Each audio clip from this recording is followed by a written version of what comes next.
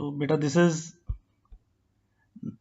Paper 33 October November 24 और इसको हम सॉल्व करेंगे। अभी सबसे first part is quantitative analysis और इसका जो क्वेश्चन नंबर 1 है that belongs to gravimetric analysis.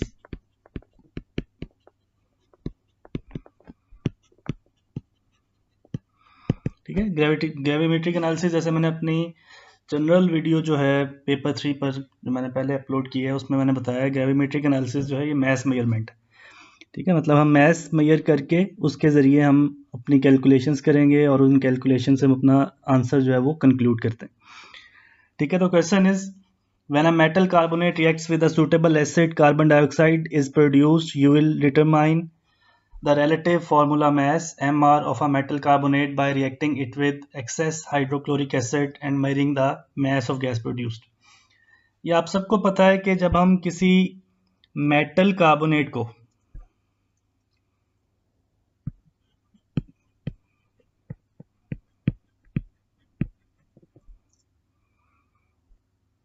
ठीक है, जब हम मेटल कार्बोनेट को किसी एसिड के साथ रिएक्ट करवाते हैं लाइक HCl से रिएक्ट करवाते हैं तो जो रिमेनिंग जो प्रोडक्ट्स हैं तो बनती हैं, यानी मेटल का क्लोराइड बन जाएगा। लेकिन जो मेन चीज़ हमें यहाँ रिक्वायर्ड है वो ये है कि साथ में कार्बन डाइऑक्साइड गैस प्रोड्यूस होती है। ठीक है, हमने इस चीज़ से फोकस रखना है। तो हमारे पास जो दो मेन केमिकल्स हैं अवेलेबल, एक है Fa1 जो मेटल का कार्बोनेट है और एक है Fa2 जो कि एसिड है, 2 मोल पर DM³ हाइड्रोक्लोरिक एसिड। अच्छा बेटा, मेथड में बताया गया कि आपने मेजरिंग सिलेंडर को यूज़ करते हुए 30 सेंटीमीटर क्यूब Fa2 को यानी जो हाइड्रोक्लोरिक एसिड है उसको आपने एक कोनिकल फ्लास्क में पुट कर लेना है। उसके बाद आपने उस कोनिकल फ्लास्क का वेट करना है। ठीक है, और उस मैथ को रिकॉर्ड कर लेना। अब ये बेटा इंपॉर्टेंट है, आपने जो वेइंग बैलेंस है उस पर आपने इस फ्लास्क को रखना है और आपने कोनिकल फ्लास्क प्लस Fa2 दोनों को कंबाइन करके उसका जो मैथ है ना वो फाइंड करना है। अभी मैं इस टाइम जो है ना सपोज वैल्यूज यूज़ करूँगा, कैलकुलेशन जो हैं वो बिल्कुल एक्यूरेट होंगी, बट जो मेरे पास इंफॉर्मेशन है इस टाइम वो सपोज्ड। ठीक है, तो मैं सपोज वैल्यू यहाँ पे पुट कर रहा हूँ कि मेरे पास Fa2 और फ्लास्क दोनों का जो मैथ है ना वो कंबाइन करके है इस टाइम 152.40 ग्राम। ठीक है, अब ये आप देखें ये 2 डेसिमल प्लेसेस में मैंने लिखा आंसर। ठीक है, वेइंग बैलेंस जो है मोस्टली 2 डेसिमल प्लेसेस में आंसर देते हैं, बट हो सकता है कि आप जिस पर मेजरमेंट कर रहे हो उसमें 3 डेसिमल प्लेसेस भी हों। ठीक है, तो आपने उसके अकॉर्डिंग आंसर लिखना है। मोस्टली 2 डेसिमल प्लेसेस है इसलिए मैंने यहाँ पे 2 डेसिमल प्लेसेस में ही आंसर यूज़ किया। ठीक है, उसके बाद आपने क्या करना है, way the container with Fa1। फिर आपने Fa1 को एक कंटेनर जिसमें वो Fa1 प्रेजेंट है, Fa1 क्या है बेटा, मेटल कार्बोनेट है, ये भी आपको गिवन होगा। आपने उसके कंटेनर और Fa1 दोनों को मिलाकर उसका भी वेट करना है और उस वेट को भी आपने राइट डाउन कर लेना है। ठीक है, अब वो वेट जो है मेरे पास that is 20.35 grams. Tip all the Fa1 slowly into the conical flask. उसके बाद आपने क्या करना है कि जो Fa1 है, आपने जो कंटेनर में आपके पास Fa1 जिसका आपने वेट किया है आप उसे पुट कर लेंगे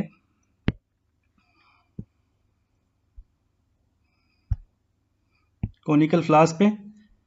ठीक है, उसके साथ जैसे ही आप दोनों को पुट करेंगे तो मेटल कार्बोनेट और एसिड जब इकट्ठे होंगे तो फौरन से रिएक्ट करेंगे, जिससे वहाँ पे फिजिंग होगी, कार्बन डाइऑक्साइड गैस प्रोड्यूस होगी। When the reaction slows swirl the flask, आपने फ्लास्क को घुमाना है अच्छी तरह से ताकि वो मिक्सअप हो जाए। Way the container with any residual Fa1।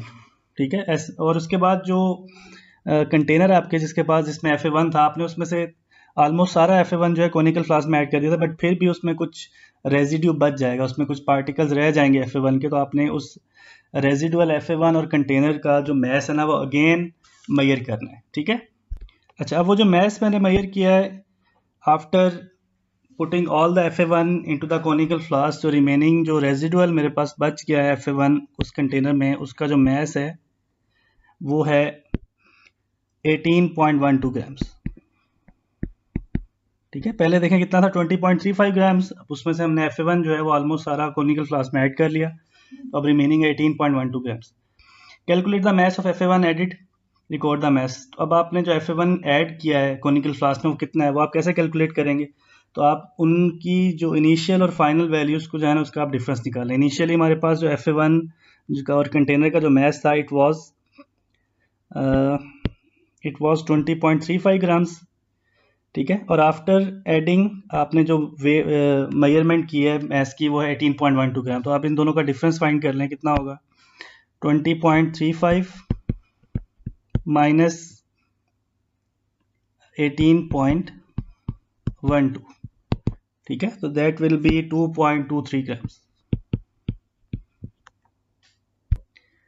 तो अब बेटा ये जो मैथ्स है आपके पास, जो आपने FA1 ऐड किया वो कितना है, वो है 2.23 ग्राम है। Leave the conical flask and it's content for 15 minutes. आपने उसके बाद उसको पड़ा रहने देना 15 मिनट्स के लिए, ताकि रिएक्शन कंप्लीट हो जाए। बार बार आपने फ्लास्क को स्वेल करना है ताकि रिएक्शन में अच्छी तरह से वो मिक्सअप हो जाएं। ड्यूरिंग दिस पीरियड आपने क्वेश्चन नंबर 2 पर वर्किंग स्टार्ट कर दें। After 15 minutes with the flask and it's contents, आपने 15 मिनट बाद फ्लास्क और उसके कंटेंट्स का दोबारा वजन करना है और आपने फिर से उसका जो मैस है वो नोट कर लेना है। और वो मैस अब है 150.03 ग्राम्स। ये बेटा आपने जो डाटा है वो नोट कर लिया, ठीक है। अब आपने इस डाटा को एक टेबल की फॉर्म में जो है ना वो प्लॉट कर लेना। मैं इसको यहाँ पे राइट कर रहा हूँ 150.03 ग्राम, ठीक है। अब हम इसका एक टेबल बनाएंगे, ठीक है। तो टेबल क्या है, सबसे पहले हमने क्या ऐड किया, mass of flask plus 30 centimetre cube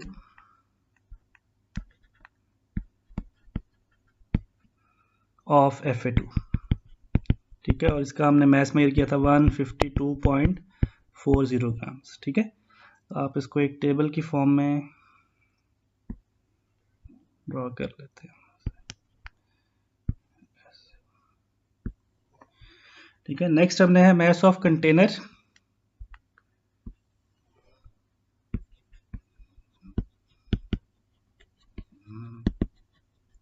with FA1,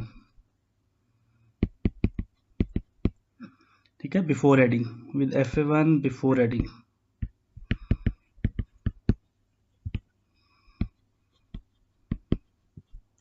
और ये हमारे पास है 20.35 ग्राम्स। उसके बाद जो नेक्स्ट है उसमें हमने मेजर किया था मैस ऑफ कंटेनर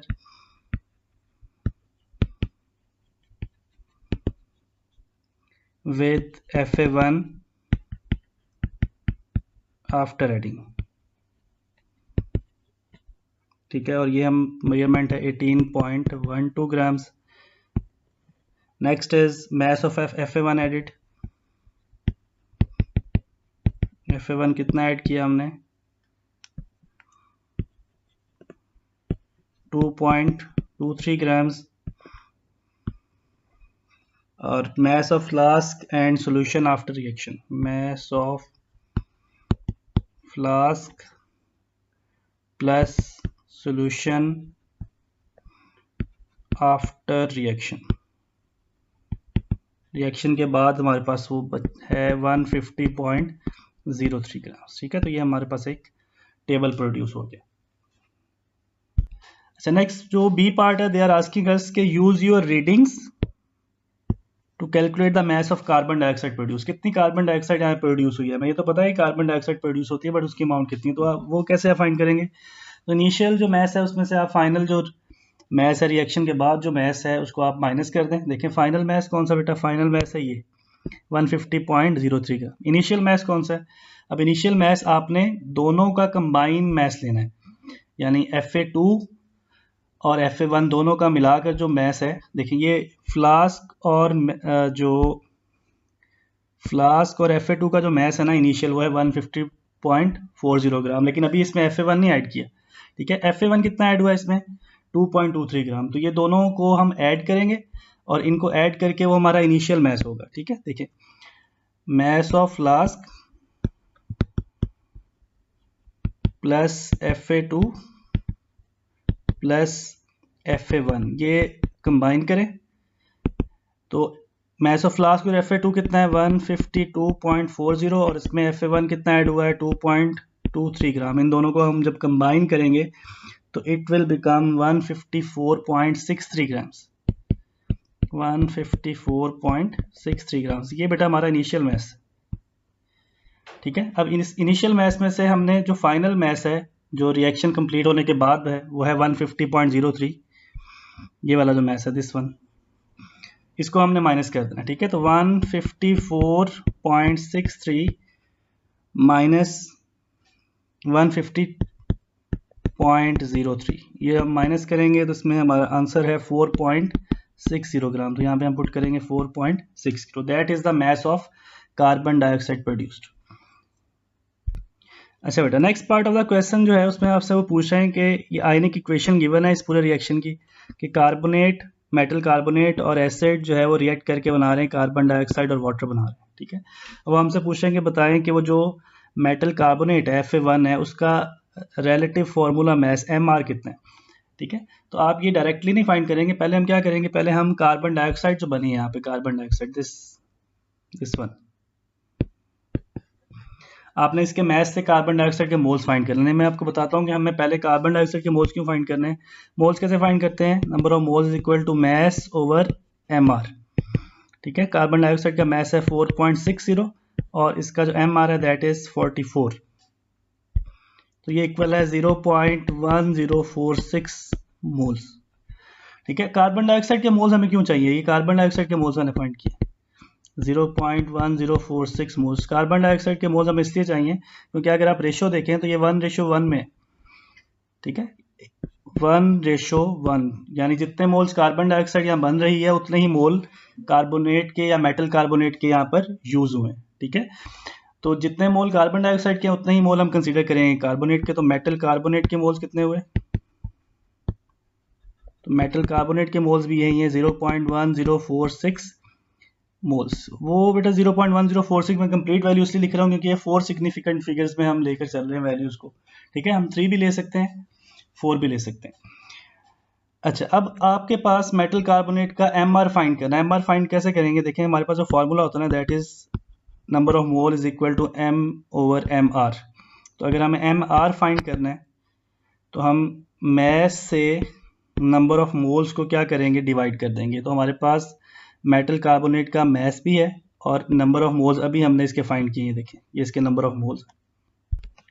ठीक है, अब आप इसमें डाटा पुट करें, मेटल कार्बोनेट का मैस कितना फाइंड किया था हमने, वहाँ टेबल में आप देखें यहाँ पे मेटल कार्बोनेट का मैस ये है 2.23 ग्राम। ठीक है, तो 2.23 ग्राम डिवाइडेड बाय इसके मोल्स कितने हैं 0.1046, ये इसके मोल्स हैं। इसको हम सॉल्व करते हैं, हमारे पास इसका मोलर मैस आएगा 21.32, ये इसका बेटा मोलर मैस है ग्राम पर। ठीक है, तो यहाँ पे आप इसको पुट कर दें 21.32, that is the MR of Fa1, metal carbonate का ये मॉलिक्यूलर मैस है या फॉर्मूला मैस है। अच्छा बेटा, ये जो हर क्वेश्चन के एंड पे कुछ पार्ट्स होते हैं ना मेन कैलकुलेशंस के बाद, जो CDE पार्ट होते हैं, ये बेसिकली आपकी एक्सपेरिमेंट की जो वर्किंग है वो आप कितने अच्छे से आपने समझी है, कितना अच्छा आपने क्वेश्चन को अंडरस्टैंड किया है उस पर डिपेंड करती है। ठीक है, और ये कॉमन सेंस पे आपकी लर्निंग पे डिपेंड कर रही होती है क्योंकि ये हर पेपर में हर क्वेश्चन में ये डिफरेंट चीज़ जो है पूछी जाती है।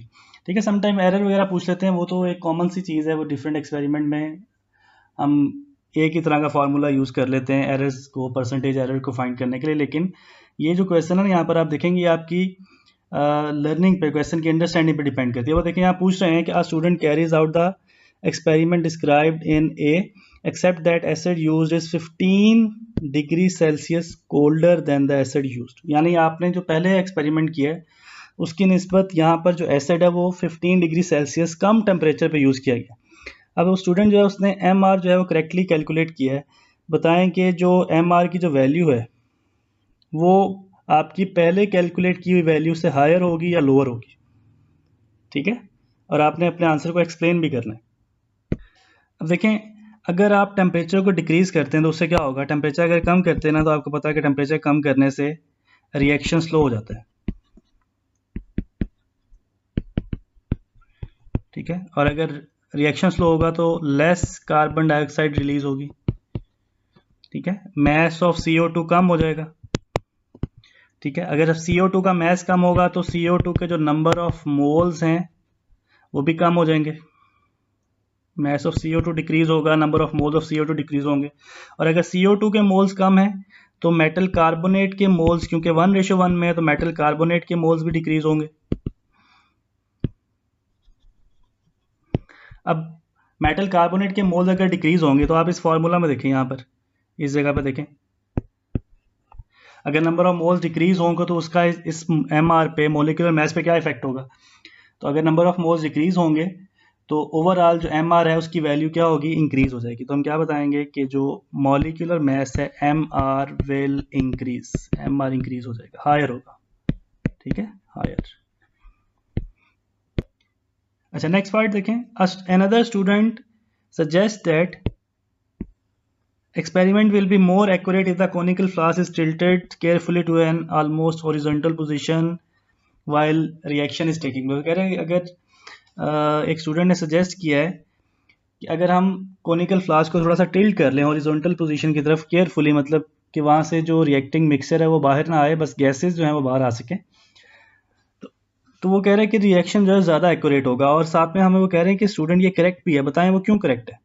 तो वो इसलिए करेक्ट है कि जब आप कोनिकल फ्लास्क को टिल्ट करेंगे ना, टिल्ट, ठीक है, ये कोनिकल फ्लास्क है, अगर आप इसको टिल्ट करेंगे तो टिल्ट करने से क्या होगा कि जो CO2 गैस है ना वो इजीली बाहर एस्केप कर सकेगी, वो अंदर ट्रैप नहीं होगी, ठीक है। तो हमें क्या करना होता है, हमें इनिशियल मिक्सर और फाइनल मिक्सर के मैस में डिफरेंस फाइंड करना होता है। तो अगर CO2 अंदर ही ट्रैप रहेगी तो इनिशियल और फाइनल मिक्सर का जो वेट है, जो मैस है, उनमें कोई खास डिफरेंस नहीं आएगा। तो हमारी कोशिश ये होनी चाहिए कि जितनी भी CO2 वहाँ बनी है वहाँ से वो एस्केप करे। CO2 क्योंकि एयर से हैवी होती है इसलिए वो कोनिकल फ्लास्क के अंदर ही रह जाती है कुछ क्वांटिटी में, क्योंकि कोनिकल फ्लास्क का जो माउथ है ना ऊपर से वो थोड़ा सा नैरो होता है, तो उसमें से गैस पूरी तरह एस्केप नहीं कर पा रही होती, खासतौर पर अगर कोई गैस हैवी। तो अगर हम उसको टिल्ट करेंगे तो CO2 पूरी तरह से एस्केप कर जाएगी, जिससे हमारा रिएक्शन ज़्यादा अच्छे तरीके से कंप्लीट हो जाएगा, ठीक है। तो इसमें एक पॉइंट हम ये कह सकते हैं कि CO2 escapes completely, ठीक है। अच्छा, और सेकंड पॉइंट हम ये भी कह सकते हैं कि अगर कोई एसिड जो है वो इस कोनिकल फ्लास्क की वॉल्स के साथ लगा रह गया, या कोई मेटल कार्बोनेट के कुछ पार्टिकल्स इस कोनिकल फ्लास्क की वॉल्स के साथ लगे हैं, तो टिल्ट करने से क्या होगा कि वो जो वॉल के साथ लगे हुए ड्रॉपलेट्स या पाउडर के पार्टिकल्स हैं वो भी रिएक्शन में पार्टिसिपेट कर लेंगे, ठीक है। तो एसिड या metal carbonate on walls of flask take part in reaction, वो रिएक्शन में पार्टिसिपेट कर। अच्छा बेटा, नेक्स्ट पार्ट इज कि आपने अनसर्टेनिटी फाइंड करना है। एक जो बैलेंस है, वेइंग बैलेंस है, उसकी एक रीडिंग में कितनी अनसर्टेनिटी। तो बेटा अगर वो 2 डेसिमल प्लेसेस में है, जैसे हमने सारी कैलकुलेशंस की हैं 2 डेसिमल प्लेसेस, तो उसमें 0.01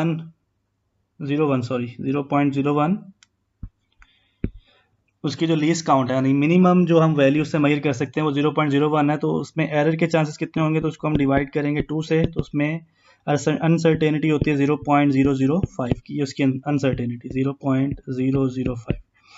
अब उसमें आप एरर कैसे फाइंड करेंगे, परसेंटेज एरर। तो परसेंटेज एरर हम फाइंड करते हैं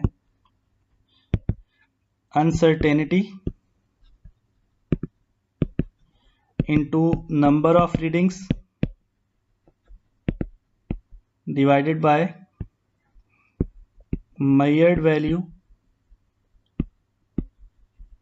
मल्टीप्लाई बाय 100। ये हमारे पास फॉर्मूला है, यानी एक इंस्ट्रूमेंट की अनसर्टेनिटी कितनी है और उससे आपने कितनी रीडिंग्स ली हैं। एक प्रैक्टिकल में हमने 2 रीडिंग्स ली हैं, एक बारी हमने इनिशियली मैस मेजर किया और एक बारी हमने फाइनल मैस मेजर किया, तो हमने 2 रीडिंग्स ली हैं। टोटल हमने वैल्यू मेजर कितनी की है वो हम पुट करेंगे और फिर हम उसको मल्टीप्लाई कर देंगे 100 से। अब ये डाटा जो है ये सारा हमारे पास है, हम यहाँ पे पुट करते हैं, देखिए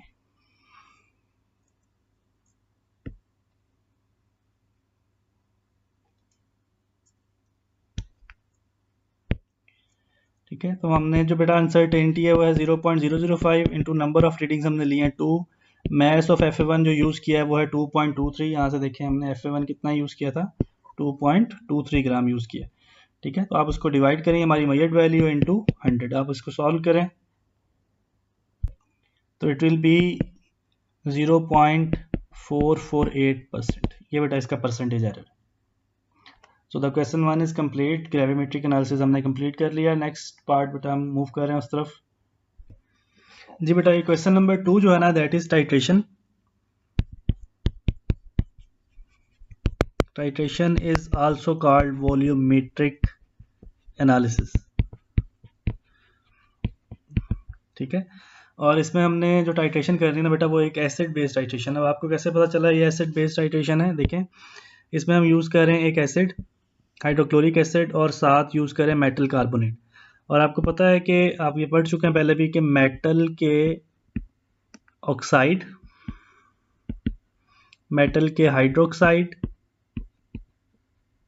और मेटल के कार्बोनेट्स, ये तीनों चीज़ें जो है ना ये बेसिक होती हैं, ठीक है। तो यहाँ पे मेटल कार्बोनेट यूज़ करें वो बेसिक है, और साथ एसिड यूज़ कर रहे हैं हाइड्रोक्लोरिक एसिड, इसलिए ये एसिड बेस्ड टाइट्रेशन है, ठीक है। ये बेटा इसकी इक्वेशन है, बैलेंस इक्वेशन। मेटल कार्बोनेट साथ एसिड रिएक्ट कर रहे हैं, कार्बन डाइऑक्साइड और वाटर प्रोड्यूस हो रहा है। जो केमिकल्स हमें गिवन है उसमें है Fa3 जो कि एक्वस सोल्यूशन है, Fa1 containing 15.50 ग्राम पर DM cube of metal carbonate. Fa4 जो है ये एसिड है, हाइड्रोक्लोरिक एसिड, 4.02 ग्राम पर डीएम क्यूब ऑफ HCl। और Fa5 जो है इंडिकेटर है, ब्रोमोफिनोल ब्लू। अच्छा बेटा इंडिकेटर जो है ना, इनके कलर्स अगर आपको याद हो, बेहतर है कि आपको याद हो, बल्कि मैं कहता हूँ कि कंपलसरी है आपको याद हो, ताकि आपको कलर डिटेक्शन में आसानी हो, ठीक है। ब्रोमोफिनोल ब्लू, ब्लू जो इंडिकेटर है ना बेटा, इसके जो कलर चेंजेस हैं कि ये बेसिक मीडियम में ब्लू होता है,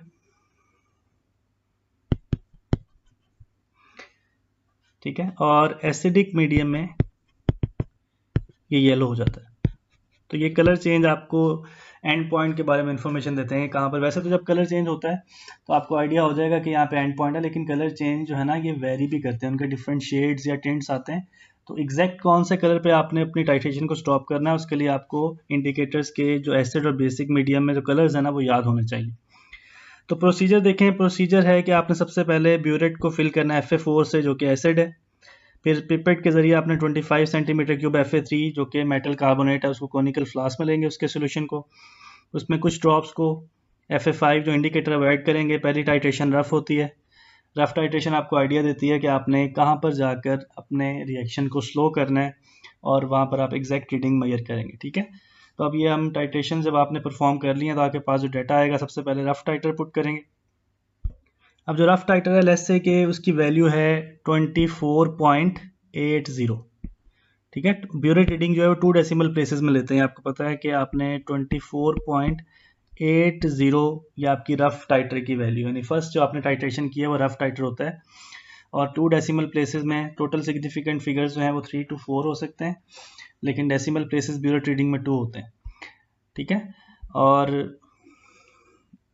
ब्यूरेट की जो मिनिमम जो डिवीजन होती है ना वो होती है 0.1, ठीक है। तो इसमें जो अनसर्टेनिटी है उसको फाइंड करने के लिए आप 2 से डिवाइड करें तो ये बनता है 0.05, इसलिए आप ब्यूरेट रीडिंग जो है हमेशा 2 डेसिमल प्लेसेस में लेते हैं, ठीक है, इन 2 डेसिमल प्लेसेस। और वो 2 डेसिमल प्लेसेस इस तरह हो सकती है कि 24.40 हो सकती है या 24.45 हो सकती है, ठीक है। इट कैन नॉट बी 24.41, नहीं ऐसे नहीं होगी, या 40 होगी या 45 होगी, ठीक है। तो रफ टाइटर ले लिया। रफ टाइटर से अब आपको आइडिया हो गया कि अब आपने जो नेक्स्ट टाइट्रेशन परफॉर्म करनी है ना वो इस रेंज में होंगी। तो आपने इस रेंज से पहले यानी 24 से पहले पहले अपने प्रोसेस को स्लो डाउन कर लेना, बिल्कुल ड्रॉप वाइज पर ले आएँ, ताकि आप एग्जैक्टली जो लास्ट जो आपका ड्रॉप होगा जहाँ पे एंड पॉइंट डिटेक्ट करना है वो आप इजीली डिटेक्ट करें।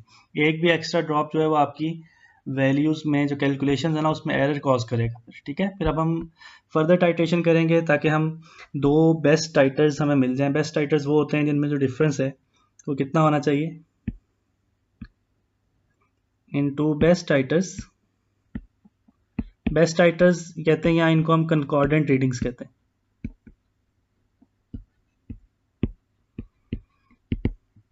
इनमें डिफरेंस होना चाहिए 0.1 का, ठीक है। लेकिन under extreme conditions it should never exceed 0.2 centimetre cube, यानी 2 टाइट्रेशंस में जो आपका एक्चुअल जो सही बिल्कुल बेस्ट डिफरेंस है वो होना चाहिए 0.1 सेंटीमीटर क्यूब, बट अगर उसमें कोई अनसर्टेनिटी है भी तो ज़्यादा से ज़्यादा ये डिफरेंस 0.2 होना चाहिए, 0.2 के अंदर अंदर होना चाहिए, इससे ज़्यादा नहीं होना चाहिए। अच्छा, अब हम रिमेनिंग जो टाइट्रेशन परफॉर्म करनी है उसको एक टेबल की फॉर्म में अरेंज करेंगे। ठीक है, सबसे पहले जो है इनिशियल रीडिंग आपने हेडिंग्स देनी है, उनके साथ प्रॉपर यूनिट पुट करना है। इनिशियल रीडिंग, फाइनल रीडिंग,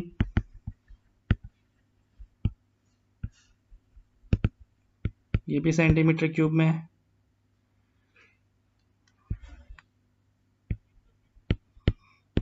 और उसके बाद वॉल्यूम ऑफ टाइटर, ये भी सेंटीमीटर क्यूब।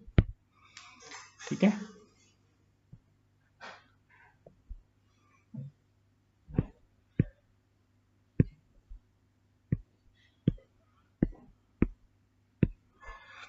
ठीक है। अब आपने फर्स्ट टाइट्रेशन परफॉर्म की, इनिशियल रीडिंग जो है वो हम तीनों में मैं 0 ही ले लेता हूँ। ठीक है, आपने फर्स्ट टाइट्रेशन परफॉर्म की, इनिशियल रीडिंग आपकी आ रही है 24.55। इनिशियल रीडिंग 0 है, final reading 24.55। Volume of titre used कितना है 24.55। ठीक है, सेकेंड टाइट्रेशन किया उसमें आपकी रीडिंग आ रही है 24.60, और जो वॉल्यूम ऑफ टाइटर यूज है वो भी 24.60 है। जो नेक्स्ट हमने टाइट्रेशन की है, वैसे देखें अगर फर्स्ट टू टाइट्रेशन ही कंकॉर्डेंट आ जाए ना तो आपको थर्ड टाइट्रेशन करने की जरूरत नहीं है। चले मैं इसको थोड़ा सा चेंज कर रहा हूँ।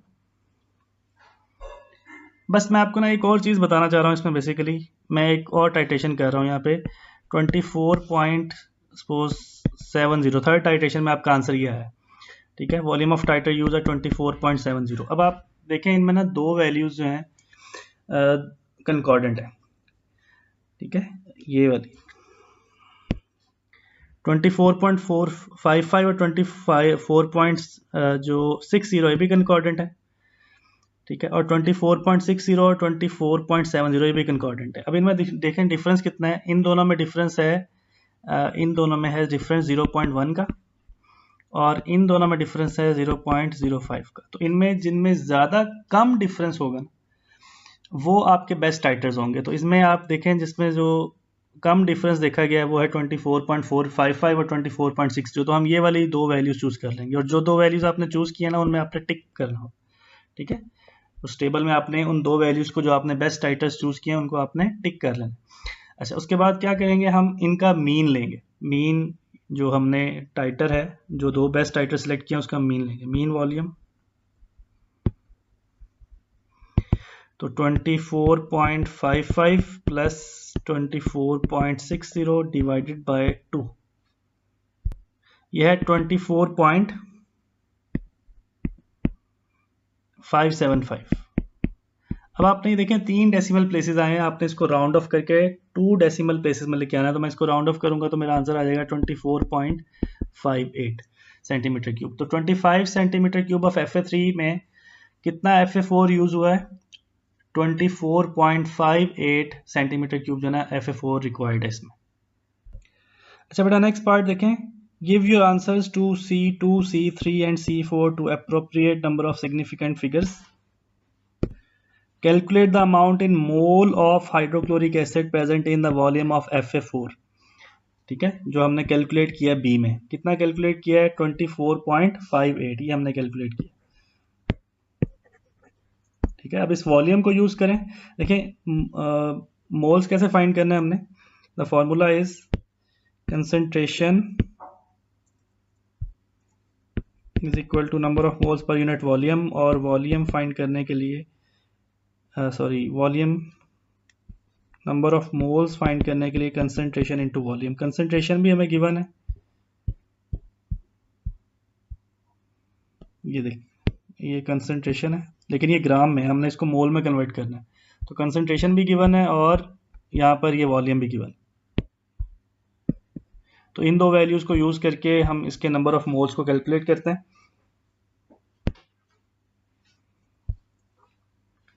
तो number of mole is equal to concentration कितनी है कंसंट्रेशन इज 4.02 ग्राम पर डी। अब ग्राम पर डीएम क्यूब है तो इसको हमने मोल पर डीएम क्यूब में कैसे कन्वर्ट करना है, देखें 4.02 ये ग्राम है, पर हमने इसको मोल में कन्वर्ट करना है। तो ग्राम को मोल में कैसे कन्वर्ट करते हैं, mass over molar mass, MR, ठीक है। तो मैस जो है वो है 4.02 और मोलर मैस जो है ना HCl का वो होता है 36.5। तो यहाँ पर मैं क्या करूँगा, 4.02 को मैं डिवाइड कर दूंगा, 4.02 को हम डिवाइड कर देते हैं 36.5 से, ठीक है। ये इसकी कंसंट्रेशन है, ठीक है, जो कि ग्राम में गिवन थी, बट हमने उसको मोल में कन्वर्ट किया। मोल पर डीएम क्यूब में कंसंट्रेशन लेनी होती है हमने, मोल पर डीएम क्यूब में, वहां पर गिवन है ग्राम पर डीएम क्यूब। तो ग्राम पर डीएम क्यूब को मोल पर डीएम क्यूब में कैसे कन्वर्ट किया, मैंने मैस को डिवाइड कर दिया उसके एमआर से, ठीक है। और वॉल्यूम कितना है, वॉल्यूम है बेटा 24.58। तो 24.58 जो है ना बेटा ये वॉल्यूम है, बट ये सेंटीमीटर क्यूब में, हमने इसको डेसीमीटर क्यूब में कन्वर्ट करना, तो हम क्या करेंगे 1000 से, ठीक है। अब ये वैल्यूज कैलकुलेट करते हैं। तो आंसर आ रहा है बेटा हमारे पास 2.70 इंटू 10⁻⁻3, ठीक है, ये हमारा आंसर है 2.70 इंटू 10⁻⁻3। ये इसके मोल्स फाइंड कर लिए हमने HCl के। अच्छा, next part is calculate the concentration in mole per DM cube of metal carbonate in Fa3। ये हम कैसे कैलकुलेट करेंगे, देखिए बेटा अगर आपके पास ये इक्वेशन है ना, बैलेंस केमिकल इक्वेशन, तो आप यहाँ से देख सकते हैं कि कार्बोनेट का और एसिड का रेशो क्या है, 1:2 है, यानी एसिड की क्वांटिटी जो है ना कार्बोनेट से डबल है। तो जितने मोल्स आपके पास एसिड के हैं, अगर आप उनको हाफ कर दें तो you will get the number of moles of metal carbonate, ठीक है। तो हमारे पास एसिड के मोल्स हम ऑलरेडी कैलकुलेट कर चुके हैं, ये देखें ये एसिड के मोल्स हैं।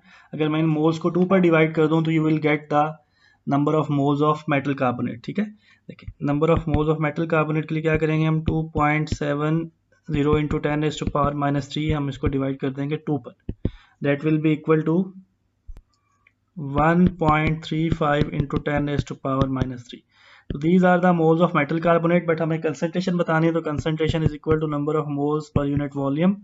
नंबर ऑफ मोल्स जो है हमारे पास है 1.35 इंटू 10⁻⁻3। वॉल्यूम इसका है Fa3 का कितना वॉल्यूम यूज़ किया था हमने, Fa3 का वॉल्यूम हमने यूज़ किया है 25 सेंटीमीटर क्यूब, ठीक है। तो 25 सेंटीमीटर क्यूब है, बट हमने इसको डेसीमीटर क्यूब में कन्वर्ट करना है, तो 25 डिवाइडेड बाय 1000, ठीक है। अब इसको सॉल्व कर लेते हैं। तो इट्स आंसर इज 0.054 मोल पर डेसीमीटर क्यूब, ये बेटा हमारा आंसर आ गया इसका, ठीक है। Next is calculate the relative formula mass MR of metal carbonate in Fa1। अच्छा बेटा, तो एमआर कैसे फाइंड करते हैं, देखिए हमारे पास एक फार्मूला है नंबर ऑफ मोल्स के लिए, number of moles equal to mass over MR, ठीक है। तो अगर हमने एमआर फाइंड करना हो तो हम क्या करेंगे, हम इसको रीअरेंज करेंगे फार्मूला को। तो एमआर फाइंड करने के लिए हम मैस को डिवाइड कर देंगे नंबर ऑफ मोल्स, ठीक है। तो हमारे पास जो मेटल कार्बोनेट है इसका मैस भी है और नंबर ऑफ मोल्स भी है। नंबर ऑफ मोल्स तो आप ये देख लें यहाँ पर, ठीक है। 1 डीएम क्यूब में कितने मोल्स हैं, 0.054 मोल्स, और कंसंट्रेशन यहाँ पे देखें 1 डीएम क्यूब में इसका मैस कितना है 15.50 ग्राम। तो आपके पास इसका मैस भी है, 1 डीएम क्यूब में इसका कितना मैस है 15.50, और इसके मोल्स कितने हैं 0.054, ठीक है। तो मैस इज 15.50 डिवाइडेड बाय 0.054, तो इसको हम डिवाइड कर लेते हैं। तो उसका आंसर आ रहा है 287.03, that is the MR of metal carbonate. अच्छा, नेक्स्ट पार्ट इज कि जो मेटल कार्बोनेट है ना ये हाइड्रेटेड है, ठीक है। मेटल कार्बोनेट जो Fa1 है ये हाइड्रेटेड सोडियम कार्बोनेट है, और वो पूछ रहे हैं कि इसमें जो वाटर है इसमें कितने मोल्स हैं, वाटर के मोल्स, एक्स की वैल्यू हमने फाइंड करनी है, ठीक है, नियरेस्ट होल नंबर। तो अब देखें हमारे पास जो टोटल मैस है मेटल कार्बोनेट का, दैट इज 287.03, ये टोटल मैस है, ठीक है। यानी इसमें मेटल कार्बोनेट का मैस भी है, साथ वाटर मॉलिक्यूल्स का मैस भी है। अब देखें मेटल कार्बोनेट का मैस जो है एमआर कितना होता है, अगर हम काउंट करें Na2CO3 तो इसमें 2 सोडियम्स हैं 23 + 23 + 1 कार्बन है 12 + 3 ऑक्सीजन्स हैं 48। तो अगर हम इसको कंबाइन करें तो ये मैस है 106 ग्राम। तो इसमें मेटल कार्बोनेट का जो मैस है वो है 106, वो मैं इसमें से माइनस कर देता हूँ। माइनस करने के बाद जो आंसर आएगा that will be the mass of water, that is 181.03 ग्राम, ये मैस है। ठीक है, हमने मोल्स फाइंड करना है, तो मोल्स कैसे फाइंड करते हैं, number of moles is equal to m over mr। ठीक है, मैस कितना है वाटर का, 181.03 ओवर mr इज 18, वाटर का मोलर मैस 18 है। इट गिव्स 10.057, तो इसको मैं राउंड ऑफ करके ना होल नंबर में इसको 10 कर देता हूँ, तो the x value of x will be 10। ठीक है, तो जो कंप्लीट फार्मूला बनेगा मेटल कार्बोनेट का हाइड्रेटेड में वो क्या होगा, Na2CO3.10H2। ठीक है, हाइड्रेटेड सोडियम कार्बोनेट। अच्छा बेटा, पार्ट डी में हमसे पूछा जा रहा है कि क्या कोई ऐसा डिफरेंट मेथड है, तो आप हमें बताएं जिससे हम Fa1 में x की वैल्यू फाइंड कर सकें, और this method should not involve the reaction of N acid, क्योंकि यहाँ पर हमने उस मेटल कार्बोनेट को एसिड से रिएक्ट भी नहीं करवाना। तो एक और बेटा मेथड है जिसमें हम क्या करते हैं कि हम क्रूसिबल के अंदर जो हाइड्रेटेड मेटल कार्बोनेट है उसका पहले हम मैस नोट कर लेते हैं। मैस नोट करने के बाद हम उसको हीट करते हैं। ठीक है, पहले उसको जेंटली हीट करते हैं। ठीक है, जब जेंटली हीट करेंगे उसके बाद फिर आपने उसको लिड ऑन करके उसको फिर स्ट्रांगली हीट करना है। उससे क्या होगा कि उसमें जितना भी वाटर ऑफ क्रिस्टलाइजेशन है वो रिमूव हो जाएगा। ठीक है, अब आप क्या करेंगे, आप उसका दोबारा से मैस नोट करेंगे फिर, तो जो डिफरेंस होगा इनिशियल मैस में हाइड्रेटेड मेटल कार्बोनेट के मैस में और उसके बाद जो एनहाइड्रस मेटल कार्बोनेट बनेगा, क्योंकि जब आप उसको हीट करेंगे पहले जेंटली और फिर स्ट्रांगली, तो उसमें जितना भी वाटर ऑफ क्रिस्टलाइजेशन है वो रिमूव हो जाएगा। तो रिमूव होने के बाद क्या रह जाएगा, एनहाइड्रस मेटल कार्बोनेट रह जाएगा। तो एनहाइड्रस मेटल कार्बोनेट में और हाइड्रेटेड मेटल कार्बोनेट के मैस में जो डिफरेंस होगा, ठीक है मैं लिख लेता हूँ, hydrated metal carbonate minus anhydrous without water जो मेटल कार्बोनेट जो है इसके जो मैस में जो डिफरेंस होगा ना, that will be equal to mass of water. ठीक है, और वो जो मैस ऑफ वाटर है उसको जब आप उसके एम आर से डिवाइड करेंगे तो we will get the number of moles. तो ये एक और अल्टरनेटिव मेथड है, इससे हम एक्स की वैल्यू फाइंड कर सकते हैं। ठीक है बेटा, तो ये क्वेश्चन नंबर 2 अब कंप्लीट हो गया। अच्छा बेटा, ये जो थर्ड पार्ट है, ये थर्ड क्वेश्चन है इस पेपर का, क्वालिटेटिव एनालिसिस से रिलेटेड है। क्वालिटेटिव एनालिसिस में ये होता है कि हमने अपनी ऑब्जर्वेशन की बेस पर रिजल्ट फाइंड करना होता है। ठीक है, यहाँ पे कोई कैलकुलेशन नहीं करनी, हमने डिफरेंट टेस्ट करेंगे। आपको एक कंपाउंड गिवन होगा, एक सब्सटेंस गिवन होगा, आपने उस सब्सटेंस को डिफरेंट जो टेस्ट टेबल्स में बताए गए हैं वो परफॉर्म करने हैं, उन टेस्ट के रिजल्ट्स को अच्छे तरीके से ऑब्जर्व करके उनको नोट करना है और उन रिजल्ट्स को फिर क्वालिटेटिव एनालिसिस के नोट से कंपेयर करके आपने अपना कंपाउंड आइडेंटिफाई करना है। बट अगर ये साल्ट है, सिंपल कोई साल्ट है तो, या मिक्सचर ऑफ साल्ट है, तो फिर तो उसके notes qualitative analysis notes given है आपके पेपर में। बट अगर ये कोई ऑर्गेनिक कंपाउंड का मिक्सर है या ऑर्गेनिक कंपाउंड है तो उसके नोट्स गिवन नहीं है, वो नोट्स आपको याद होने चाहिए। यानी जो पेपर 2 है ऑर्गेनिक केमिस्ट्री का जो पोर्शन है उसमें जो ऑर्गेनिक कंपाउंड के जो टेस्ट हैं, अल्कोहल के आइडेंटिफिकेशन टेस्ट, कार्बोक्सिलिक एसिड के, एल्डिहाइड्स, कीटोन्स, अल्कोहल्स, ये सारे जो टेस्ट हैं, 2,4-DNPH test, Fehling's test, Tollens test, इनकी ऑब्जर्वेशंस क्या हैं, ये कौन से कंपाउंड कौन सा टेस्ट करेंगे, क्या रिजल्ट होगा, पॉजिटिव नेगेटिव, ये सारे आपको पता होने चाहिए। ठीक है, ऑर्गेनिक कंपाउंड में जो साल्ट है उसके केस में आपके पास जो नोट्स गिवन है। ठीक है, अब देखें यहाँ कुछ इंस्ट्रक्शंस हैं। For each test you should record all your observation, बहुत अच्छे तरीके से आपने ऑब्जर्व करना है, इवन के माइन्यूट सा कलर चेंज, कोई थोड़ी सी फिजिंग, एफर्विसेंस, कोई स्मेल, कोई स्पेसिफिक रॉटन एग स्मेल या पंजेंट स्मेल। ठीक है, कोई पेल कलर है, कोई डार्क कलर है, कोई प्रेसिपिटेट्स बन रहे हैं, कोई सस्पेंशन बन रही है। ठीक है, कोई क्लाउडीनेस आपको फील हो रही है, ये सारी ऑब्जर्वेशन आपने अच्छे तरीके से डिटेक्ट करनी है, डायग्नोज करनी है आपको, क्योंकि इन्हीं की बेस पर आप अपने कंपाउंड को प्रॉपरली एनालाइज कर सकते हैं। ठीक है, एग्जाम्पल्स ऑफ ऑब्जर्वेशन देखें, फॉर्मेशन ऑफ एनी प्रेसिपिटेट, कोई प्रेसिपिटेट बनेगा, फिर उसकी सॉल्युबिलिटी भी देखनी है, वेरी इंपॉर्टेंट। समटाइम हम ऐसा करते हैं कि हम जो टेस्ट है परफॉर्म करते हुए हम रिएजेंट को पहले ही अटैम्प्ट में ज़्यादा सारा डाल देते हैं। ऐसा नहीं करना, आपने ड्रॉप वाइज एक एक ड्रॉप करके रिएजेंट ऐड करना होता है, वन बाय वन, क्योंकि एक ड्रॉप से भी आपका रिजल्ट आ सकता है। ठीक है, अगर आपने जहाँ एक ड्रॉप से रिजल्ट आ सकता है, अगर आपने वहाँ 3-4 ड्रॉप इकट्ठे यूज़ कर लिए तो हो सकता है जो आपका रिजल्ट आया है वो वैनिश हो जाए। ठीक है, यानी कोई प्रेसिपिटेट्स बने थे, कोई पार्टिकल्स बने थे, वो कम क्वांटिटी में रिएजेंट के साथ तो प्रेसिपिटेट बने थे, लेकिन अगर एक्सेस में आपने यूज़ कर लिया तो हो सकता है वो डिसॉल्व हो जाए और आपको ऐसा लगे कि आपका रिजल्ट आया ही नहीं। तो आपने बिल्कुल स्मॉल क्वांटिटी में रिएजेंट यूज़ करना है ड्रॉप वाइज, और एक एक ड्रॉप के रिजल्ट को आपने ऑब्जर्व करना हो सकता है, बल्कि मोस्ट प्रोबेबली अगर रिजल्ट आना हो तो पहले ड्रॉप में भी आपको रिजल्ट नजर आ जाएगा। ठीक है, वेयर अप्रोप्रिएट इन एक्सेस, और जहाँ पर नहीं आ रहा आपका रिजल्ट एक ड्रॉप से तो आप दूसरा ड्रॉप ऐड करें, फिर तीसरा करें, फिर उसके अकॉर्डिंग आपने आंसर देना है। ठीक है, ये लिमिटेड अमाउंट में जब हमने रिएजेंट ऐड किया तो ये रिजल्ट नहीं आया, एक्सेस में ऐड किया तो आया। लिमिटेड क्वांटिटी में प्रेसिपिटेट जो बने थे, एक्सेस में वो सॉल्युबल हो गए, एक्सेस में भी वो इनसॉल्युबल रहे, इस तरह से आपने अपना आंसर दिया। ठीक है, जैसे मैं NaH ऐड करता हूँ अपने साल्ट के सोल्यूशन में, और मैंने ये ऑब्जर्व किया कि एक ड्रॉप NaOH ऐड करने पर प्रेसिपिटेट बने, और अगर मैंने 4-5 ड्रॉप्स और ऐड किए तो फिर भी प्रेसिपिटेट्स वहाँ पे मेंटेन रहे, तो आप क्या कहेंगे कि precipitate formed insoluble in excess. ठीक है, लेकिन अगर 4-5 ड्रॉप्स ऐड करने पर NaOH के वो डिसॉल्व हो गए तो फिर हम क्या कहेंगे, precipitate formed soluble in excess. ठीक है, इस तरह से हमने उसको रिस्पॉन्ड करना है।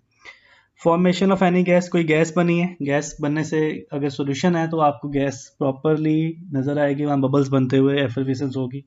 अब वो कौन सी गैस है, हर गैस की आइडेंटिफिकेशन सेपरेट है। आपने चेक करना है कि वो गैस की कोई स्मेल है, अगर वो रोटन स्मेल है तो वो सल्फर की गैस है, SO2। ठीक है, अगर वो अगर वो पंजेंट स्मेल कर रही है तो अमोनिया स्मेल है तो वो NH3 गैस है। अगर वो ऑर्डरलेस गैस है तो वो ऑक्सीजन हो सकती है, वो हाइड्रोजन हो सकती है, वो कार्बन डाइऑक्साइड हो सकती है। ऑक्सीजन का टेस्ट क्या है, ठीक है, री लाइट स्प्लिंट है। हाइड्रोजन का टेस्ट जो है ये लाइट स्प्लिंट पॉप साउंड होती है। कार्बन डाइऑक्साइड का टेस्ट है कि ये लाइम वाटर को मिल्की कर देती है। तो कोई भी गैस बनी है अगर वो स्मेल वाली है तो उसके अकॉर्डिंग आपने SO2 और अमोनिया को कंसीडर करना है कि कौन सी स्मेल आ रही है, और अगर स्मेल नहीं आ रही, सिर्फ बबल्स आपको फील हो रहे हैं, तो वहाँ पर आपने CO2 को, हाइड्रोजन को और ऑक्सीजन गैस को कंसीडर करना है। ठीक है, identification where appropriated by suitable test.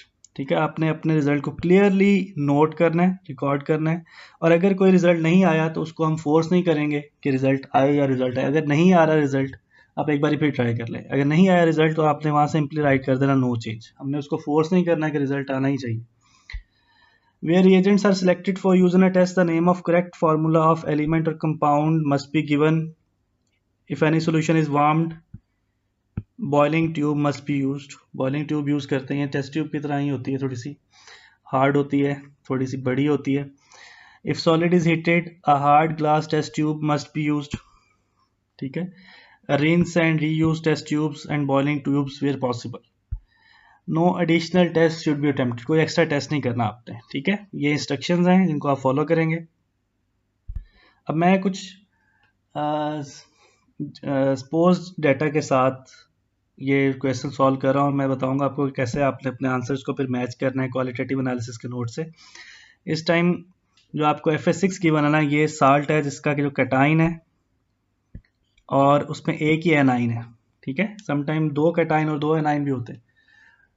तो इसमें एक कैटाइन और एक एनाइन है जो कि प्रेजेंट है क्वालिटेटिव एनालिसिस नोट्स में, यानी कि आपको जो साल्ट इस टाइम गिवन है ना, वो आपके क्वालिटेटिव एनालिसिस के नोट्स में उसके दोनों पार्ट्स है, कैटाइन भी और एनाइन भी है। ठीक है, सबसे पहले क्या करेंगे, हमने फर्स्ट स्टेप है heat a small spatula measure of FS6। आपको जो FS6 गिवन है, आपने छोटे से स्पैचुला से उसको लेकर हार्ड ग्लास टेस्ट ट्यूब में डालना है। बहुत थोड़ी सी क्वांटिटी लेते हैं और उसको हीट करना है जब तक आप देखें कि उसमें कोई चेंज नहीं आ रहा, यानी पहले आपको चेंज फील होगा, और जब आप देखेंगे आप कोई चेंज फील नहीं हो रहा, चेंज फील मतलब कोई गैस नहीं आपको नज़र आ रही, कोई कलर चेंज आपको होता हुआ नज़र नहीं आ रहा फर्दर, शुरू में आपको फील हुआ था बट बाद में नज़र नहीं आ रहा, और आपको कोई स्मेल नहीं फील हो रही, कोई प्रेसिपिटेट बनते नहीं फील हो रहे, कोई ग्रेनुलेशन वगैरह नहीं फील हो रही, तो आपने उस टाइम अपने टेस्ट को रोक देना है और फिर आपने ऑब्जर्वेशन लिखनी है। ऑब्जर्वेशन स्टार्ट से लिखनी है आपने, ठीक है, कि पहले वो कंपाउंड कैसा था, हीट करने पर उसमें क्या चेंज आया, ठीक है। इनिशियली लेट्स से वो कंपाउंड था एक लाइट ग्रीन कलर का, ठीक है, तो मैं इनिशियली लिखूंगा कि वो कंपाउंड जो है that is a light green,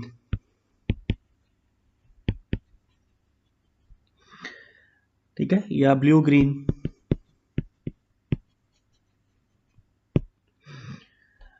ठीक है। साथ में आप वो बताएंगे कि वो किस तरह की स्टेट में है, वो सॉलिड के लम्प्स हैं, उसके बड़े बड़े ग्रेन्यूल्स हैं, या वो पाउडर फॉर्म में, ठीक है। तो मैं यहाँ लिखूंगा वो सॉलिड भी हो सकता है या वो पाउडर भी हो सकता है, जो भी आपने ऑब्जर्व किया वहां पर, ठीक है। दूसरा, जब आप उसे हीट करेंगे तो क्या हुआ, तो व्हेन हीटेड, अब आपने जो भी हीट करते वक्त वो ऑब्जर्व किया, ठीक है, मैं तो अपने अकॉर्डिंग लिख रहा हूँ ऑब्जर्वेशन, आपने जो ऑब्जर्व किया आपने वो लिखनी, वहाँ पे आप उसको हीट करें तो आपने कोई गैस बनती हुई देखी, आपने कोई एफरविसेंस देखी, कोई वाटर वेपर्स बनते हैं। अच्छा, सॉलिड में बेटा एफरविसेंस नहीं होती, सॉरी मैं बताना भूल गया।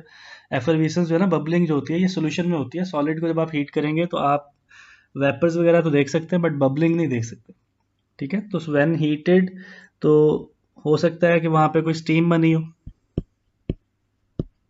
ठीक है, हो सकता है वहाँ कोई कंडेंसेशन हो रही है, वो जो स्टीम बनी है वो दोबारा से लिक्विड में कन्वर्ट हो रही हो, ठीक है। हो सकता है वहाँ कोई वाटर वेपर्स बन रहे हो। जो भी आपने चीज़ें ऑब्जर्व की हैं वो आपने यहाँ पे राइट कर लेनी, ठीक है। उसके अलावा नेक्स्ट ऑब्जर्वेशन क्या हो सकती है कि आपने जब उस सॉलिड को हीट किया तो क्या उसमें कोई जंपिंग हुई, यानी जब आप उसे हीट कर रहे थे तो क्या वो पार्टिकल्स हीट की वजह से उस बॉइलिंग ट्यूब से या हार्ड ग्लास टेस्ट ट्यूब से निकल कर बाहर आ रहे थे, ऊपर की तरफ उछल रहे थे। तो अगर ऐसा भी कुछ हो रहा है तो आप वो भी राइट कर सकते हैं, ठीक है। Solid jumps about in test tube.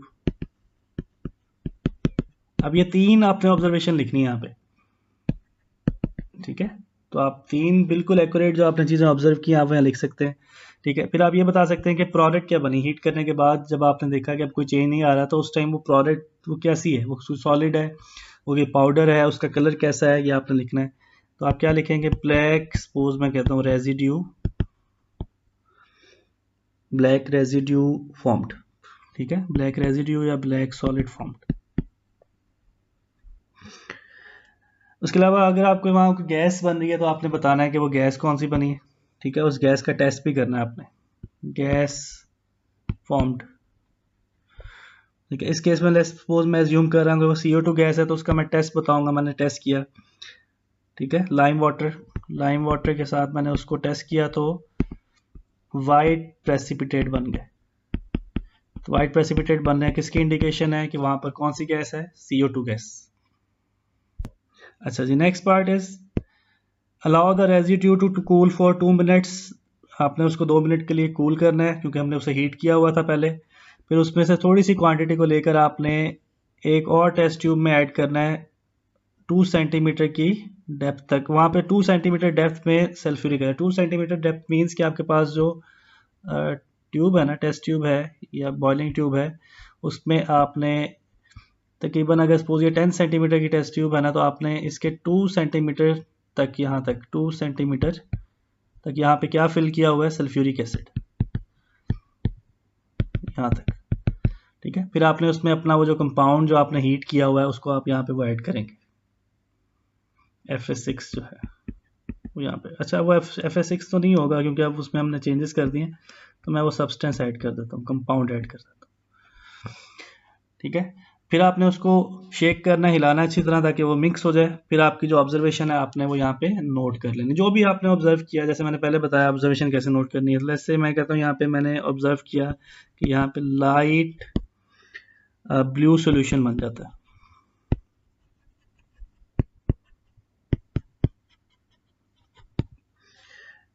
ठीक है। अब उसके बाद वो कह रहे हैं कि आपकी क्या एजम्पशन है कि वहाँ पर जो रिएक्शन हुआ है उसमें क्या इक्वेशन क्या होगी। अब देखें, आपके पास पहले ऑब्जर्वेशन ये है कि वहाँ जो गैस बनी है ना वो CO2 है उस कंपाउंड में, ठीक है। दूसरी ऑब्जर्वेशन ये है कि जब हमने उससे सल्फ्यूरिक एसिड में ऐड किया तो वहाँ पर लाइट ब्लू सोल्यूशन बना। Give the equation for the reaction in A2। यहाँ पे जो रिएक्शन हुआ है उसके इक्वेशन लिखें और उसके स्टेट सिंबल्स भी आपने मेंशन करने हैं। अब इक्वेशन राइट करने से पहले थोड़ा सा मैं आपको आइडिया दे दूं कि आपने अब तक जो पार्ट परफॉर्म किया है इससे आप कैसे आइडेंटिफाई करेंगे कि आपके पास जो साल्ट है उसमें कौन कौन से कैटाइन या एनाइन प्रेजेंट है। ठीक है, तो अब मैं आपको जो ऑब्जर्वेशन है ना वो थोड़ी सी बता रहा हूँ। देखें, एक तो ऑब्जर्वेशन ये है कि आपके पास जो कंपाउंड गिवन था ना वो ब्लू ग्रीन कलर का है। ठीक है, फिर जब आपने उसे हीट किया तो उसमें से CO2 गैस बनी है। फिर जब आपने उसे सल्फ्यूरिक एसिड के साथ रिएक्ट करवाया तो जो ब्लू कलर का सोल्यूशन बन गया। अब ये जो ऑब्जर्वेशन है ना इसको क्वालिटेटिव एनालिसिस के नोट्स से हम कंपेयर करते हैं। ठीक है, देखें सबसे पहले तो बात ये देखें CO2 गैस कहाँ बनती है। CO2 गैस बनती है वहां पर जहाँ पे कार्बोनेट हो, यानी कि आपके कंपाउंड जो है ना उसमें कार्बोनेट प्रेजेंट है। अब वो कार्बोनेट किसका है, सोडियम कार्बोनेट है, पोटेशियम है, मैग्नीशियम है। ठीक है, अब देखें सोडियम पोटेशियम को आप एक्सक्लूड कर दें। एक्सक्लूड क्यों कर दें, क्योंकि वहाँ पे ये बताया हुआ था कि जो कैटाइन और एनाइन है ना दोनों आपके क्वालिटेटिव एनालिसिस के नोट्स में। देखें सोडियम और पोटेशियम क्वालिटेटिव एनालिसिस के नोट्स में नहीं होते, नो सोडियम एंड पोटेशियम। तो ना वो सोडियम कार्बोनेट है ना वो पोटेशियम कार्बोनेट है। ठीक है, अब या तो वो अमोनियम कार्बोनेट हो सकता है, ठीक है, या वो बैरियम कार्बोनेट हो सकता है, या वो कैल्शियम कार्बोनेट हो सकता है, वो क्रोमियम कार्बोनेट हो सकता है, कॉपर कार्बोनेट हो सकता है, आयरन कार्बोनेट हो सकता है, यानी इनमें से कोई भी वो कार्बोनेट हो सकता है। लेकिन वो है कौन सा। दूसरी ऑब्जर्वेशन याद करें, जब हमने उसे सल्फ्यूरिक एसिड से रिएक्ट करवाया था विद सल्फ्यूरिक एसिड तो ब्लू कलर आया। ठीक है, अब वो ब्लू कलर किस चीज़ का है, देखें जी ब्लू कलर यहाँ पे आप देखें ब्लू कलर कहाँ देखने को मिल रहा है आपको, ये वाइट है, दिस इज वाइट। ठीक है, यहाँ कोई अमोनियम में कोई प्रेसिपिटेट नहीं है, बैरियम में कोई वाइट प्रेसिपिटेट है, कैल्शियम में वाइट प्रेसिपिटेट है, क्रोमियम ग्रे ग्रीन है। कॉपर में देखें आप यहाँ पे आपको ब्लू प्रेसिपिटेट नज़र आ रहा है। ठीक है, और कहीं भी आपको ब्लू प्रेसिपिटेट नहीं नज़र आ रहा है। अब आपकी दो ऑब्जर्वेशन थी। पहली ऑब्जर्वेशन मैंने आपको बताई कि CO2 गैस का होने का मतलब है कि वो कार्बोनेट है, वहाँ पे कार्बोनेट प्रेजेंट है, और सल्फ्यूरिक एसिड के साथ ब्लू कलर का सोल्यूशन बनने का मतलब है कि वहाँ पर जो भी साल्ट बना है। ठीक है, क्योंकि जो कार्बोनेट है वो मेटल का कार्बोनेट है कोई। अब वो जब वो मेटल के कार्बोनेट, जब आपको पता है कि जब वो एसिड से रिएक्ट करते हैं तो वो एसिड मेटल डिस्प्लेसमेंट रिएक्शन होता है, मेटल का साल्ट बन जाएगा। कौन सा साल्ट बनेगा, ब्लू कलर का साल्ट बन। अब ब्लू कलर का साल्ट किसका है, ब्लू कलर का साल्ट है कॉपर का। Now you have the idea कि आपके पास जो कंपाउंड है उसमें जो एनाइन है वो कार्बोनेट प्रेजेंट है, और जो कैटाइन है, कैटाइन इज कॉपर,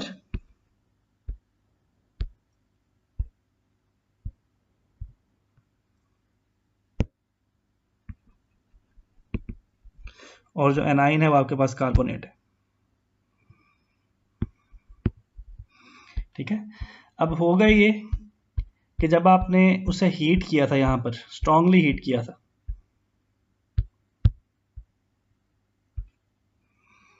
तो कॉपर का जो कार्बोनेट है जब आप उसे स्ट्रांगली हीट करेंगे तो वो डिकम्पोज होकर किसमें कन्वर्ट हो जाएगा, कॉपर ऑक्साइड में और कार्बन डाइऑक्साइड में। इनिशियली तो वो कॉपर कार्बोनेट था। ठीक है, आपको कैसे पता चला कॉपर कार्बोनेट है, क्योंकि कार्बोनेट से प्रोड्यूस होती है कार्बन डाइऑक्साइड गैस, और ब्लू कलर किसका होता है बेटा, कॉपर का होता है। यहाँ से आपको पता चल गया कि जो एनाइन है वो कार्बोनेट है और जो कैटाइन है वो कॉपर है। लेकिन जब आप उसे हीट करेंगे तो हीट करने पर वो डिकम्पोज हुआ था और उससे CO2 गैस बनी थी, और साथ क्या बना था, कॉपर ऑक्साइड। अब आपने यहाँ पे लिखनी है इक्वेशन। यहाँ पर इस पॉइंट पर आप इसकी इक्वेशन लिखेंगे। कौन सी इक्वेशन, वो इक्वेशन जब आपने ये जो प्रोडक्ट थी यहाँ पर हीट करने के बाद जो प्रोडक्ट बनी थी उस प्रोडक्ट को आपने किस में ऐड किया था, सल्फ्यूरिक एसिड में। ठीक है, तो अब आपने वो वाला रिएक्शन जो है ना यहाँ पे राइट करना है, बैलेंस केमिकल इक्वेशन याद राइट करनी है। तो हीट करने के बाद हमारे पास जो रेजिड्यू है वो है कॉपर ऑक्साइड, और उसको जब हम रिएक्ट करेंगे सल्फ्यूरिक एसिड से तो it will form copper sulphate, और साथ क्या बनेगा, वाटर बनेगा। और इसी कॉपर सल्फेट का जो है ना बेटा वो ब्लू कलर है, जो यहाँ पे बताया गया है, ये वाला लाइट ब्लू कलर का जो सोल्यूशन बनाया गया इसी कॉपर सल्फेट का। अच्छा बेटा, मूविंग टुवर्ड्स बी पार्ट।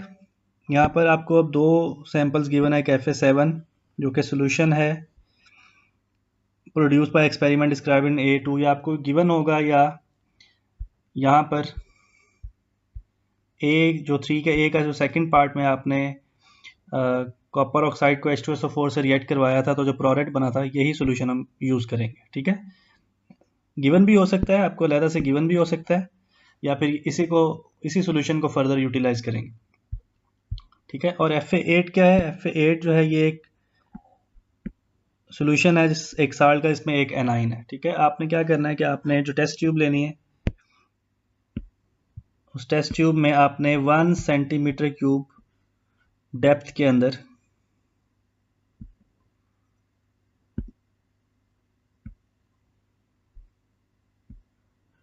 ठीक है, इतनी जो है 1 सेंटीमीटर क्यूब, इतना हम कंसिडर कर लेते हैं, इतना आपने उसके अंदर अपना Fa7 ऐड करना है सोल्यूशन फॉर्म में।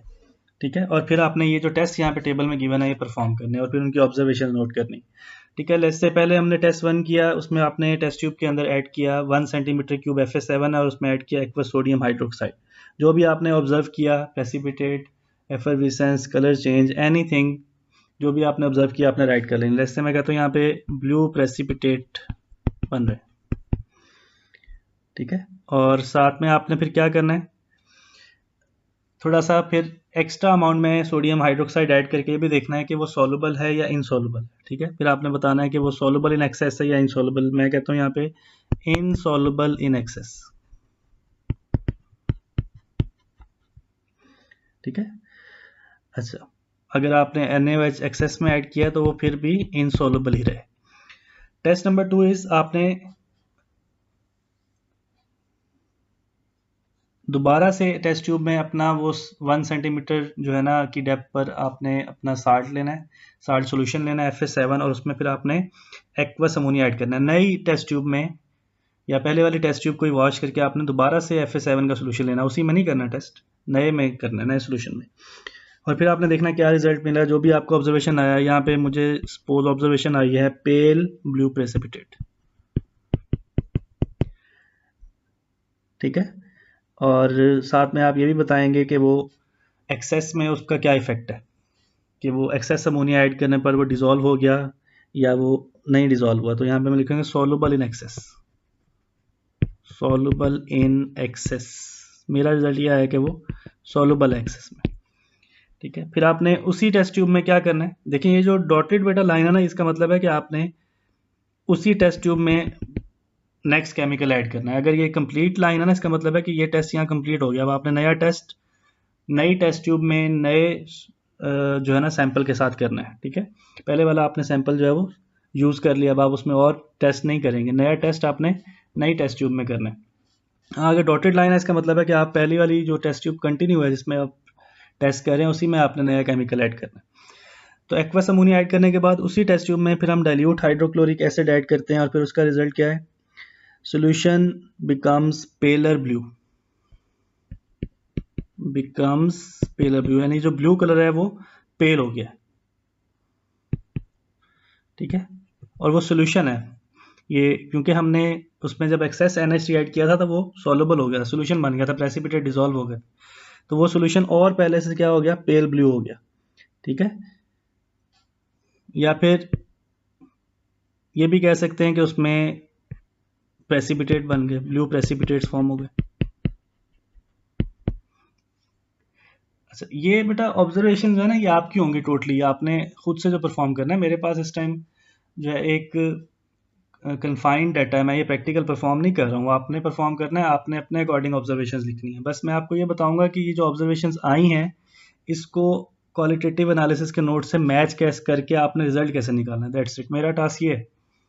ठीक है, test 3, add aqueous sodium carbonate. नई टेस्ट ट्यूब लें, नया सैंपल उसमें डालें Fa7 का 1 सेंटीमीटर की डेप्थ पर आप नया सैंपल लें, फिर आप उसमें सोडियम कार्बोनेट ऐड करें, अपना रिजल्ट नोट करें। मेरा रिजल्ट है कि बेटा इसमें फिजिंग हो रही है या इसमें एफरविसेंस हो रही है।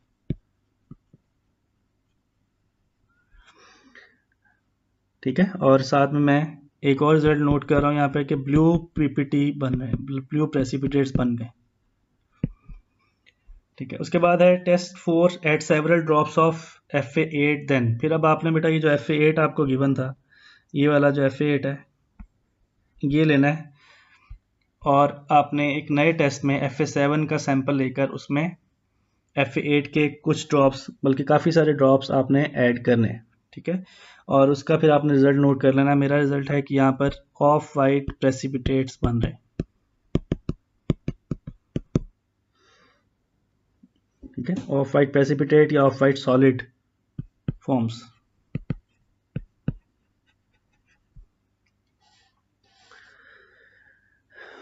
और नेक्स्ट मैं इसमें ये लिखूंगा कि इसमें अगर स्टार्च ऐड करें विद स्टार्च,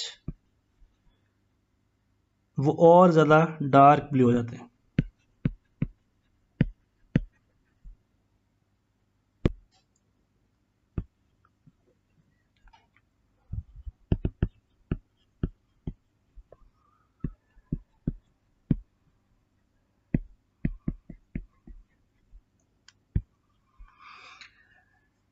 ठीक है। Test number 5 is at a small spatula measure of iron powder, leave the test tube to stand. आपने दोबारा से एक टेस्ट ट्यूब में दोबारा से Fa7 का सैंपल लिया और उसमें आपने एक छोटा स्पैचुला आयरन पाउडर का ऐड कर दिया और थोड़ी देर के लिए आपने टेस्ट ट्यूब को स्टैंड पर रख दिया ताकि वो रिएक्शन का टाइम पूरा कर सके अपना, ठीक है।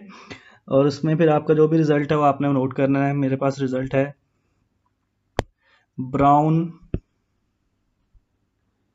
सॉलिड या प्रेसिपिटेट फॉर्म्स,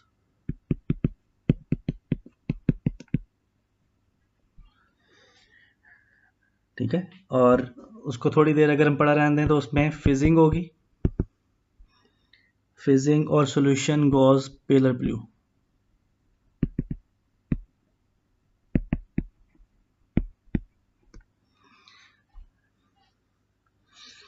ठीक है। और उसमें एक ऑब्जर्वेशन ये है कि अगर उसमें वो गैस बन रही है तो वो गैस जो है वो पॉप साउंड प्रोड्यूस करती है, light splint, light splint. Next test में आपने फिर टेस्ट ट्यूब ली, उसमें Fa7 का सैंपल ऐड किया, उसमें फ्यू ड्रॉप्स ऐड किए एक्वस बैरियम नाइट्रेट या एक्वस बैरियम क्लोराइड, इनमें से कोई एक आप यूज़ करेंगे और उसका जो रिजल्ट आए वो आपने नोट करना है। मेरा रिजल्ट है white precipitate forms.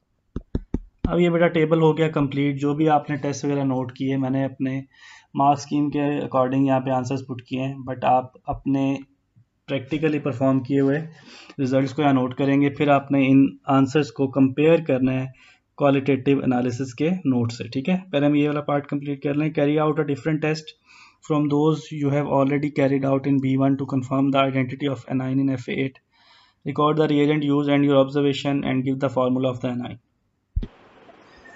So, next part is carry out a different test from those you have already carried out in B1 to confirm the identity of anion in Fa8। Fa8 में जो A9 है ना, इसका आपने कोई test करना है जिससे कंफर्म हो जाए कि वो कौन सा एनाइन है। और ये टेस्ट जो है ना पहले वाले टेबल वाले टेस्ट से डिफरेंट होना चाहिए। देखें इस टेबल में हमने Fa8 का एक टेस्ट किया है, ये वाला Fa8 के कुछ ड्रॉप्स लिए हैं और उसमें हमने क्या ऐड किया है, स्टार्च ऐड की, और स्टार्च ऐड करने पर क्या बन गया, डार्क ब्लू ब्लैक जो है ना वो प्रेसिपिटेट्स बन गई। अब देखें आपको कैसे पता चलेगा कि ये आइन कौन सा है, ठीक है। यहाँ से आपको कुछ आइडिया मिल जाएगा। वो कैसे कि आपने जो टाइट्रेशन है ना उनमें एक टाइट्रेशन की टाइप पढ़ी आयोडीन टाइट्रेशन, और आयोडीन टाइट्रेशन में जो इंडिकेटर होता है ना वो होता है स्टार्च, और स्टार्च का आयोडीन से जो कम्प्लेक्स बनता है, जो बॉन्ड बनता है, जो प्रोडक्ट बनता है, उस प्रोडक्ट का कलर होता है डार्क ब्लू, ठीक है। अब यहाँ आप देखें कि Fa8 में जब हमने स्टार्च ऐड की तो एक तो यहाँ से आपको हिंट मिल रहा है कि स्टार्च हम कहाँ ऐड करते हैं, आयोडीन टाइट्रेशन। तो यहाँ पर जो आइन है वो पॉसिबली वो आयोडाइड आइन हो सकता है, ठीक है। लेकिन ये कंफर्म कैसे होगा, कंफर्म करने के लिए कि आयोडाइड आइन है या नहीं हमें एक और टेस्ट करना है, और वो टेस्ट आपने यहाँ बताना है वो कौन सा। वो टेस्ट कौन सा होगा, अब आप मूव करें क्वालिटेटिव एनालिसिस के नोट्स पे और जाकर देखें कि आयोडाइड आइन का कौन सा टेस्ट होता है। ये देखें ये आयोडाइड आइन का टेस्ट है कि अगर आप इसमें सिल्वर नाइट्रेट ऐड करते हैं तो सिल्वर आइंस जो सिल्वर नाइट्रेट में सिल्वर आइंस हैं वो आयोडीन के साथ मिलकर येलो प्रेसिपिटेट्स बनाते हैं, सिल्वर आयोडाइड के, और वो प्रेसिपिटेट्स इनसॉल्युबल होते हैं अमोनिया में। तो ये वाला टेस्ट आप करें। यहाँ पर हम क्या करेंगे, हम इसमें ऐड करेंगे, ऐड सिल्वर नाइट्रेट, ठीक है, और उससे अगर वहाँ आयोडाइड आयन है तो वो पेल येलो प्रेसिपिटेट्स शो करेगा, ठीक है। और इसको फर्दर कंफर्म करने के लिए हम क्या ऐड करेंगे, अमोनिया ऐड करेंगे, अमोनिया, ऐड अमोनिया। और ये अमोनिया के अंदर ये जो प्रेसिपिटेट्स हैं ये क्या होंगे बेटा, इनसॉल्युबल। तो यहाँ से हमें कंफर्म हो जाएगा कि जो आइन है, नाइन है F8 में, ये आयोडाइड है। एक टेस्ट ये वाला स्टार्च वाला, इससे हमें आइडिया होता है कि वो आयोडाइड आइन हो सकता है। और दूसरा टेस्ट, ठीक है, यहाँ से हम आइडिया ले लेंगे। और जो दूसरा टेस्ट है, क्योंकि आयोडाइड आइन का हमें आइडिया हो गया, तो दूसरा टेस्ट हम देखेंगे क्वालिटेटिव एनालिसिस के नोट से, और वहाँ से हम इस टेस्ट के ज़रिए, सिल्वर नाइट्रेट के ज़रिए और अमोनिया के ज़रिए हम आइडेंटिफाई कर लेंगे या कंफर्म कर लेंगे कि वो आयोडाइड आइन है या नहीं, ठीक है। तो यहाँ पे आप लिखें formula of anion in, that is iodide आइन, आई negative. List all the number tests you carried out in B1 which involved redox reaction. Redox reaction means इनमें ऑक्सीडेशन रिडक्शन होती है। देखें बेटा, एक तो ये 4 है। 4 क्यों है, क्योंकि आयोडाइड आइन जब स्टार्च से रिएक्ट करता है ना, तो पहले ये कन्वर्ट होता है आयोडीन में, ठीक है। क्योंकि स्टार्च आयोडाइड आइन के साथ बॉन्ड नहीं बनाता, स्टार्च आयोडीन, न्यूट्रल आयोडीन के साथ बॉन्ड बनाता है। तो आयोडाइड आइन को आयोडीन में जो कन्वर्ट करने का जो प्रोसेस है ना, ये एक रिडॉक्स रिएक्शन है, क्योंकि इसमें आई नेगेटिव जो है ये इलेक्ट्रॉन लूज कर रहा है, और ये इलेक्ट्रॉन लूज करके किस में कन्वर्ट हो रहा है, न्यूट्रल आयोडीन में। तो एक ये रिडॉक्स रिएक्शन है, ठीक है। और टेस्ट 5 जो है ना, ये भी रिडॉक्स रिएक्शन है। वो क्यों, क्योंकि आपने देखें यहाँ पर ऐड किया आयरन पाउडर, यानी आयरन यहाँ पे न्यूट्रल फॉर्म में, और किसके अंदर ऐड किया, Fa7 में। What is Fa7? Fa7 का आपको पता है कि Fa7 इसका सोल्यूशन है, कॉपर सल्फेट का, ठीक है। अब यहाँ पे दो तरह के मेटल्स प्रेजेंट हैं, एक कॉपर और दूसरा आयरन। देखिए, कॉपर जो है वो कॉपर सल्फेट की फॉर्म में, यानी कॉपर 2 पॉजिटिव आयंस की फॉर्म में, और आयरन न्यूट्रल है। और जब ये दो मेटल्स आपस में रिएक्ट करते हैं तो आपको पता है कि उनमें से एक ज़्यादा रिएक्टिव है, कम रिएक्टिव होता है, वो एक इलेक्ट्रॉन लूज करता है, दूसरा इलेक्ट्रॉन गेन करता है। तो कॉपर जो है वो इलेक्ट्रॉन गेन करके कन्वर्ट हो जाता है न्यूट्रल कॉपर में, और आयरन इलेक्ट्रॉन लूज करके कन्वर्ट हो जाता है आयरन आइंस में। और ये जो रेड कलर का यहाँ पर यहाँ लिखा है ना, ब्राउन सॉलिड प्रेसिपिटेट फॉर्म्स, ये ब्राउन सॉलिड किसका है, ये ब्राउन सॉलिड कॉपर के है, क्योंकि कॉपर यहाँ पर कॉपर आयन से कन्वर्ट हो रहा है कॉपर मेटल में। मेटल का जो पाउडर बन जाए ना, कॉपर पाउडर बन जाता है, वो पाउडर ब्राउन कलर का होता है, ठीक है। तो एक टेस्ट नंबर 4 जो है वो रिडॉक्स है, और एक टेस्ट 5 रिडॉक्स है। टेस्ट 4 रिडॉक्स इसलिए क्योंकि उसमें आयोडाइड आयन कन्वर्ट होता है आयोडीन में, और टेस्ट 5 रिडॉक्स इसलिए क्योंकि उसमें कॉपर आयंस और आयरन रिएक्ट करते हैं, कॉपर रिड्यूस हो जाता है और आयरन ऑक्सीडाइज हो जाता है, ठीक है। और इसी की आप यहाँ लिखें 4 एंड 5, और लास्ट में आपने इसकी आयनिक इक्वेशन लिखनी है। यही आयनिक इक्वेशन जो मैंने यहाँ पे लिखी है, यही आप यहाँ राइट करें। Copper ion plus iron reacts to form copper metal plus iron ions. ये बेटा हमारा कंप्लीट टेस्ट हो गया, ठीक है। यहाँ पे हमने जो हमें आइडेंटिफाई करने के लिए कहा गया था कॉपर, ये भी हमने आइडेंटिफाई कर लिया, कॉपर सल्फेट, ठीक है। और दूसरा हमें आइडेंटिफाई करने के लिए कहा गया था Fa8 को, हमने वो भी आइडेंटिफाई कर लिया। That's all. कोई भी क्वेश्चन हो बेटा आप पूछ सकते हैं।